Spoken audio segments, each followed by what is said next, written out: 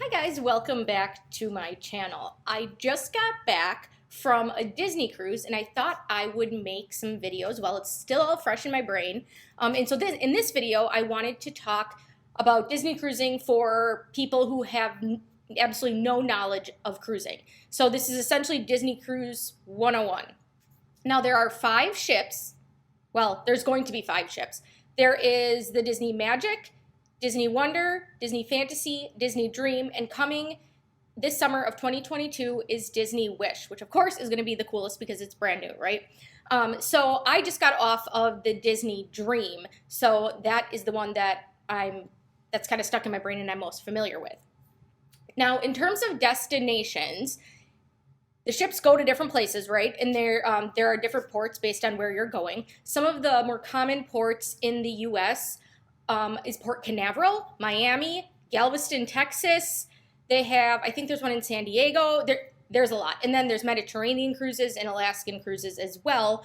And then there's one that goes up into Canada in the fall. So the cruise ships do move around a bit, but what I am talking about in this video is just kind of a general high-level overview. So the Disney Magic typically sails to the Bahamas, including Disney's own private island, Castaway Cay. It does the Caribbean, it does the Mediterranean, and Northern Europe. Now the Disney Wonder does Alaskan cruises, obviously only in the summer. They're not going to go to Alaska right now in February. They go to Mexico and the Caribbean, which includes Western, Eastern, and Southern Caribbean.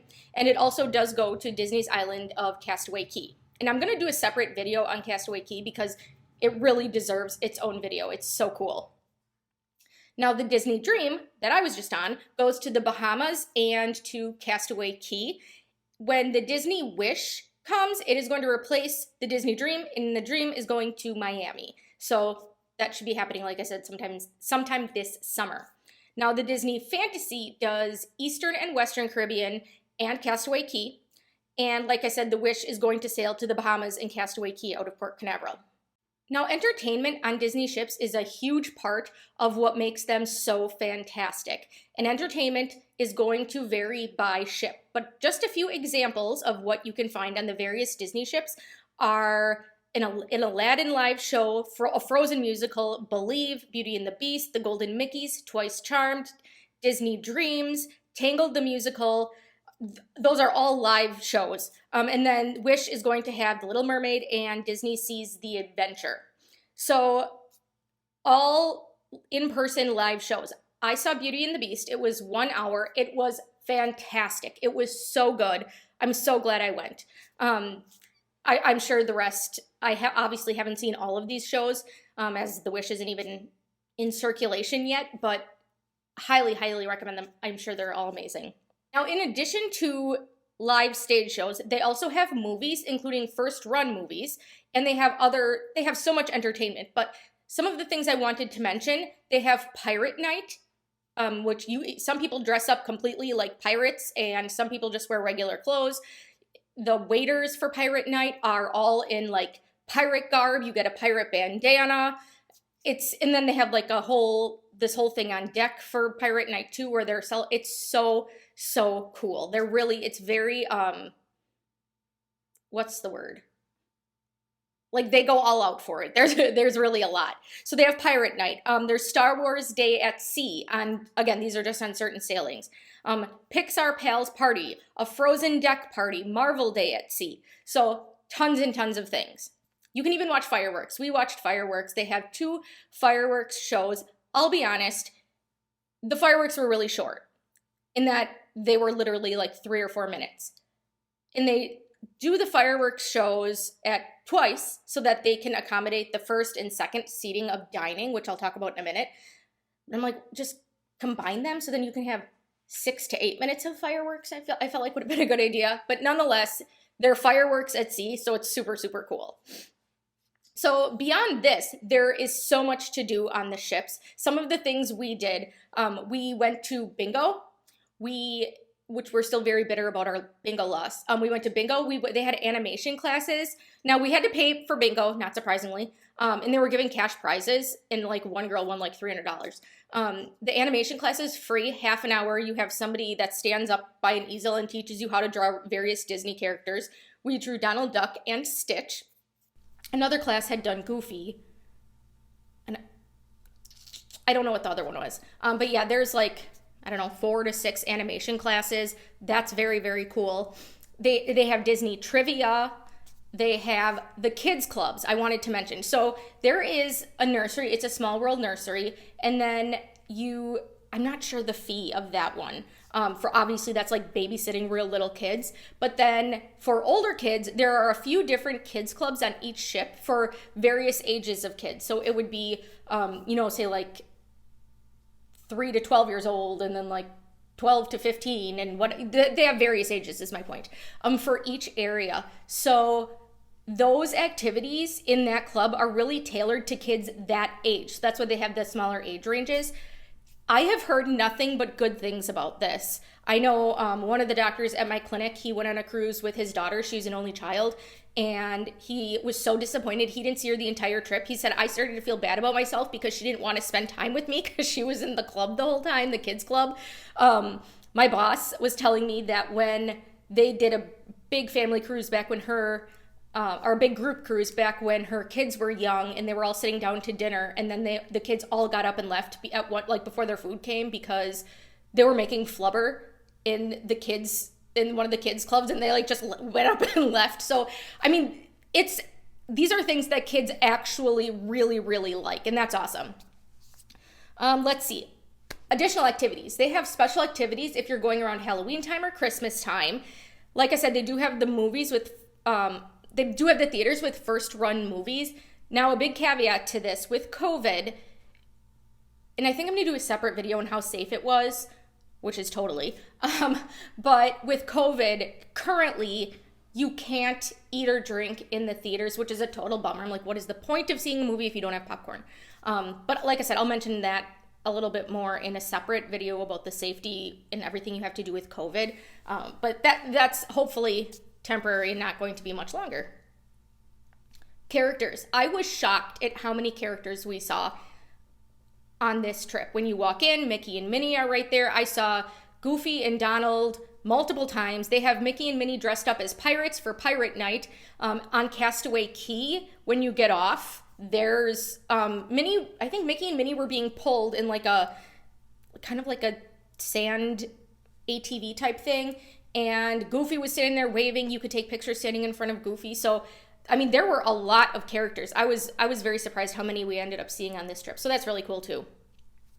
Now, the dining, the rotational dining. This is something that before I cruised, I understood it, but not exactly. So you have your dinner restaurant assigned. You don't have an assignment for breakfast or lunch, with the exception of the day you're leaving, you'll have a breakfast restaurant assigned, a sit-down restaurant assigned. Even so, if you don't eat there, you can always eat at the buffet restaurant, which is Cabanas. So the dinner restaurant, you're assigned one every night, and you have the same servers every night. So our first night we ate at Royal Palace, and that was at table 74 with our 2 waiters. Then the next day we ate at Animator's Palace, table 74 with the same 2 waiters. So we rotated. Then when we were eating at Enchanted Garden, again, same 2 waiters at table 74. So if we did not want to eat at one of those restaurants for dinner, you can get deck food. You can do the Cabanas buffet. You can go to one of the other quick service locations. You can get room service. There are several options. It's just that those restaurants are assigned for dinner. So in our case, we had pirate night on our ship on this cruise. So that happened to occur on one night, whatever restaurant you're in. We were in Animator's Palette, and our waiters were all dressed up like pirates, and like I said, a lot of the guests were as well. But you do have quite the food selection, and the food is so good. And you don't have to pay extra for food or drinks, with the exception of if you purchase alcohol, that you need to pay for that. They have Palo and Remy. Those are fancier adult restaurants, and you have to pay for those. If you want to do like a mixology or martini class or something like that, that's about $25 a person, so you can do those. Most places throughout the ship, you can get free water, free soda, coffee, hot cocoa, tea, that kind of thing. In cabanas, the self-service beverage stations, there was somebody else that was filling your glass for you because of COVID, but you could still get whatever you wanted. That was all included as long as it wasn't alcoholic. And on near the pool, there were self-service stations. They did have an attendant, but you could get whatever you wanted. And again, any kind of soda or water you could get for free there. And I know that is a pretty big distinction from many other cruises.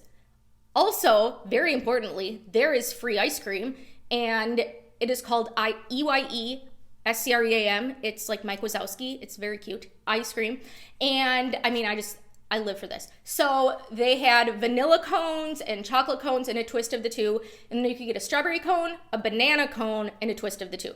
So that was like open a lot. And then additionally, they had Vanilla Peas, which is more or less like a candy and ice cream store. They had gelato. You had to purchase things there. So there's plenty of food on board. Plenty of food. Our waiters were kind of notorious when we were ordering our dessert. I'd say, I'll have this. And he'll say, okay, to start, then what do you want? So like, they'll just keep bringing you food. Even on Castaway Cay, there was lunch included, which is not something that ever happens on other cruise lines, where when you're off the ship and you're doing like a shore or port excursion, do you have meals included? So that was really amazing too. Now, each ship does not have the same restaurants. So for example, Lumiere's is on the Disney Magic, Royal Palace is on the Dream, Triton's is on Wonder, Enchanted Garden is on the Dream and Fantasy, Royal Court is on the Fantasy, Animator's Palette is on Magic, Wonder, Dream, and Fantasy, Tiana's Place on the Wonder, Rapunzel's Royal Table is on the Magic, and coming to the Disney Wish, or coming with the Disney Wish, there's going to be a Frozen dining experience that has Norwegian food, Worlds of Marvel dining experience that has foods from all over the world. 1923 is more sophisticated dining. I'm not sure off the top of my head if that is going to be similar to Paulo and Remy, and that it may require an additional fee. And then they will have Marceline Market, which will be a buffet. And all of these things are significant. So Marceline is Walt Disney's hometown in Missouri, which I think is so cool that they have, like, everything means something. Pools. I wanted to mention pools because this is a really big thing for people too. Now, we went as a group of 7 adults and there were no kids. That is not a problem. There are plenty of adult-only areas if you don't want to be around the kids. If you want to kind of be in a quieter area, there's definitely options there. There's also a lot of fun stuff too. We did the Aqueduct, which is a water roller coaster, which is so fun. I've been wanting to do that forever. So Aqueduct is on the Dream and Fantasy. The Aquadunk is on the Magic. Aqua Mouse is coming on the Wish. And that looks really cool because in addition to just being a regular water coaster, they have like cartoon scenes. Like it looks like cartoon TV screens as you're going through. It's awesome. Nemo's Reef is on the Dream and Fantasy. I was so disappointed. This is for like really little kids. It is so cool. I'll have to put in a picture here to show you. It's like they have all these giant Finding Nemo characters that are squirting water. So it's kind of like a splash pad, but it was all like Finding Nemo. It was so cool. I saw so many really little kids that were just having a blast there and wanted to go in there too. Quiet Cove, that is an 18 plus pool for all ships. And I don't mean like you don't have to wear clothes when I say 18 plus. I mean, you have to be at least 18 and not screaming like children. Goofy's pool, that is on the Magic and Wonder. Mickey's pool is on the Dream and Fantasy. Donald's pool is on the Dream and Fantasy. The Aqua Lab is on the Magic, Wonder, and Fantasy. Funnel Puddle is on the Dream and Fantasy. And Satellite Falls is an adult wading pool on the Dream and Fantasy. So there is a lot. There's a lot to do. We were everywhere from deck 3 to 13. Tons to do. The ship is very large. There's also in the event you want to burn off some of the calories from all the food you ate and all the free ice cream, there is a track. So we were on, like I mentioned, the Dream, and on that ship, it's deck 4, and there's a track that goes all the way around the outside. And they have written like what direction you should go. There's a sign, and they also have written 2.5 laps is a mile. So think about how big that is when a regular high school track is 4 laps to a mile. So it's a very big ship. But I went out there by myself and I ran and walked around the track a bit, and with the nice Caribbean views, it was great. So this is just a little bit of a quick crash course on Disney cruises.